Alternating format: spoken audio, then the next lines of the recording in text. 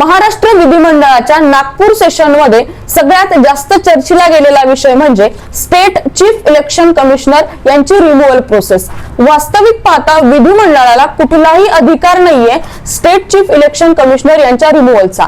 का बरं? तर आर्टिकल 243 के नुसार हे जे सगळे अधिकार आहेत म्हणजे चीफ इलेक्शन कमिशनर यांची जी रिमूव्हल प्रोसेस आहे ही इक्विव्हॅलंट असते कुणाच्या? तर उच्च न्यायालयाच्या न्यायमूर्तींच्या।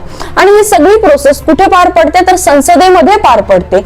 यासोबतच अजून एक विषय चर्चेला गेला तो म्हणजे जे काही इलेक्शन असतील आपले जे लोकल इलेक्शन असतील याचा पूर्ण अधिकार निर्णय घेण्याचा जे काही पूर्ण अधिकार आहे हा कुणाचा आहे? तर स्टेट इलेक्शन कमिशनरचा आहे किंवा स्टेट इलेक्शन कमिशनचा आहे। यामध्ये देखील विधिमंडळाला कुठलाच इंटरफेअर करण्याचा अधिकार नाहीये। याचं मागचं बेसिस काय आहे? तर बेसिस एवढंच आहे ते म्हणजे सेपरेशन ऑफ द पॉवर। अशाच नवनवीन इन्फॉर्मेशन साठी डायरेक्शन अकॅडमीला सबस्क्राइब करा। थँक्यू।